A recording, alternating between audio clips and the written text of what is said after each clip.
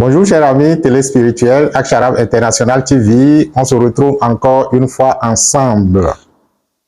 Aujourd'hui pour communiquer parce que lorsque je me mets à parler à vous, lorsque je me mets à communiquer avec vous, je ressens de toutes les façons que nous sommes une unité indescriptible, une unité indivisible et que le fait que nous avons créé ce jeu où je sois ici et que vous, apparemment, vous soyez de l'autre côté et que vous m'écoutiez, que c'est un jeu tellement intéressant parce que si on ne l'avait pas créé, on ne pourrait pas jouer à ce jeu. Si on ne s'était pas entendu pour dire nous allons jouer au semblant, que vous êtes séparés de moi et que je suis séparé de vous, on ne pourrait pas naturellement jouer à ce jeu, comme quoi je suis en train de communiquer avec vous, de communier avec vous. De toutes les façons, il n'y a aucune connaissance que je partage avec vous, mais je suis en train tout simplement de ressentir cette unité que nous sommes dans la multiplicité.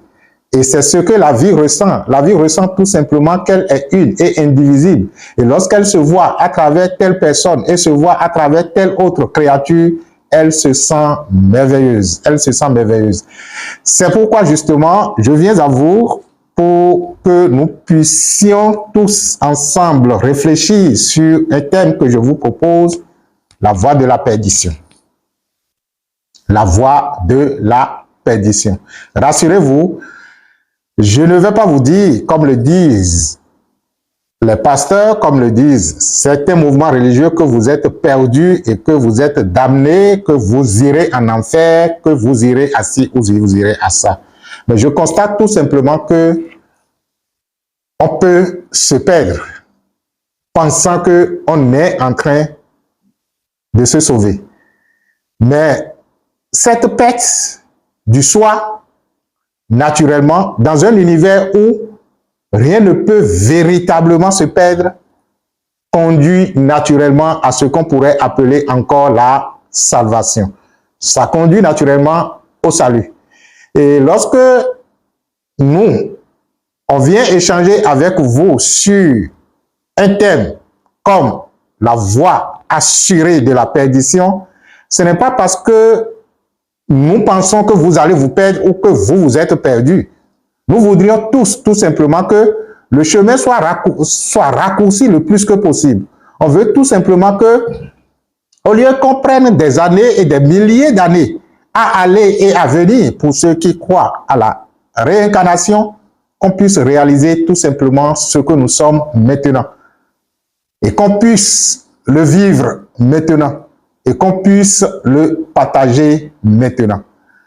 Qu'est-ce que nous appelons la voie de la perdition? C'est ce que nous pourrions appeler la voie de la connaissance. Comment lui, il nous invite à la connaissance et qu'aujourd'hui, il vient nous dire que la connaissance est la voie de la perdition. Non, je ne voudrais pas dire la connaissance, je dirais les connaissances. Que les connaissances constituent en même temps les voies de la perdition. Ce que nous appelons la voie de la perdition, c'est tout simplement « je connais ». Que ça soit dans la vie pratique, que ça soit dans la vie spirituelle et surtout dans votre vie spirituelle, lorsque vous avez dans votre mental qui répète éternellement « je connais », vous êtes foutu. Vous êtes foutu parce que à peine l'oiseau s'est posé sur la branche que vous dites « je le connais ». Ça, c'est une tourterelle. Ça, c'est un colibri. Ça, c'est un perroquet. Ça, c'est fini. Vous êtes perdu. À peine l'interlocuteur se retrouve devant vous, que vous vous rappeliez de ce que vous avez eu à faire ensemble de par le passé, l'expérience que vous connaissez de lui, et là, je le connais. Et c'est ce qui intoxique même les relations humaines, le fait de penser que vous connaissez. sais. Je connais, je le connais, je connais ça. Et lorsque vous êtes en face des gens qui ont eu la chance, ce que j'appelle naturellement la malchance, de lire assez de choses au sujet des événements, à peine vous évoquez un événement, je connais. C'est la voie de la perdition. Ce qui vous fait perdre naturellement, c'est je connais. Je connais. Parce que à partir du moment où vous dites que vous connaissez, vous bloquez l'accès à toute nouvelle connaissance. Lorsque je pense que je connais, je bloque l'accès à toute nouvelle connaissance. Mais ce que nous oublions, la connaissance est contextuelle. Ce que vous connaissiez de par le passé, c'était par rapport à un contexte donné. Et lorsqu'on ne fait pas attention, même si le contexte change, on continue toujours de trimballer l'ancienne connaissance au sujet de l'ancien contexte que l'on veut appliquer dans le nouveau contexte. Vous allez me dire, oui, et s'il en est ainsi, qu'est-ce qu'il faut faire? Rappelez-vous, ceux qui ont été sages dans cette humanité, l'histoire nous renseigne que c'est des gens qui sont imbus de ce qu'on pourrait appeler l'humilité au sujet de la connaissance. C'est-à-dire que vous pensez que eux, ils connaissent, mais au plus profond d'eux, ils sont toujours en quête d'une connaissance encore plus élevée, remettant en cause ce qu'ils pensent avoir connu. Socrate disait, tout ce que je connais, c'est que je ne connais rien. Tout ce que je connais, c'est que je ne connais absolument rien. C'est vrai que pendant qu'on était au collège et qu'on nous enseignait la philosophie et qu'on nous en parlait, les professeurs de philosophie n'étaient pas suffisamment aussi intelligents. Ce n'est pas que j'insultais mes professeurs, c'est juste parce qu'ils étaient juste des professeurs de philosophie et non des philosophes. Donc, ils n'étaient pas suffisamment philosophes, c'est ce que je voulais dire, pour comprendre le fond de l'histoire, le fond de la philosophie, afin de nous permettre de déconstruire nos croyances, de déconstruire notre connaissance pour pouvoir donc parvenir à l'étape de, en fait, je ne connais pas. Tout ce que je connais, c'est que je ne connais rien. Nous ne connaissons absolument rien au sujet d'eux. Et c'est justement parce que lorsque notre mental affiche cette possibilité, c'est-à-dire que cette tendance à ne pas caricaturer les choses, que nous pouvons faire une expérience vraie avec ce qui est ou l'événement en cours. Tout ce que je connais, c'est que je ne connais rien. On dira que la véritable connaissance est l'ignorance absolue. L'ignorance absolue qui vous plonge dans une béatitude de vide infini au sujet d'eux. Et la seule chose qui vous parviendra après, c'est justement l'expérience que vous allez faire en face de ou avec. Je ne le connaissais pas. Je ne le connais pas. Tout ce que je connais, c'est que je ne connais rien. Lorsque vous avez... Il y a certains mouvements religieux qui me font rire. Lorsque vous avez un pasteur, si vous avez la malchance d'avoir des églises, surtout les églises évangéliques, là, si vous avez la malchance d'en avoir une dans votre quartier, regardez leur comportement. C'est des gens qui croient que, bon, ils connaissent Dieu. Et quand ils finissent de prier, ils se déambulent même devant vous pour vous montrer que, bon, eux, ils sont avec Dieu et que vous, vous êtes avec le diable. C'est de l'arrogance mentale. Si vous connaissiez véritablement quelque chose, vous devez pouvoir admettre à ce que tout le monde ne connaisse, c'est-à-dire n'a pas la même connaissance, je voudrais dire, n'a pas le même angle de connaissance que vous.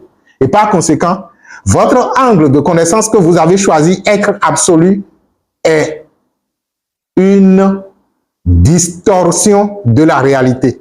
Parce que si c'était absolu, elle se serait déjà imposée à tout le monde. Et pas le fait que vous vous êtes dans un type de connaissance ou dans ce type de pratique pendant que les autres ont la possibilité d'en adopter un autre, cela veut dire qu'il faut déjà commencer par relativiser votre connaissance.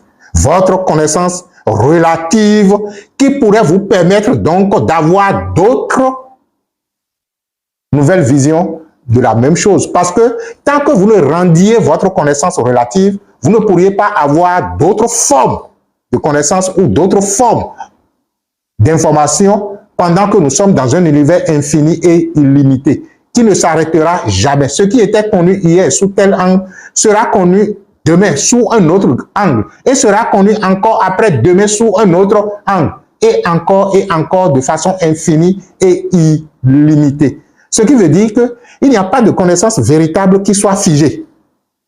Et pour faire le pas suivant, il faut naturellement reconnaître que ce que vous semblez connaître n'est pas véritablement ça et qu'on peut en avoir d'autres. C'est pourquoi la véritable connaissance est la connaissance, est l'ignorance, je voudrais dire, absolue.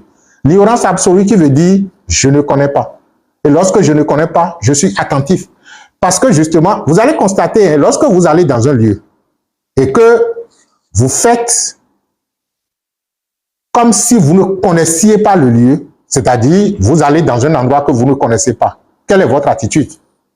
Votre attitude est à la prudence. Votre attitude est à la mesure. Votre attitude est au fait que vous comptiez les pas que vous posez.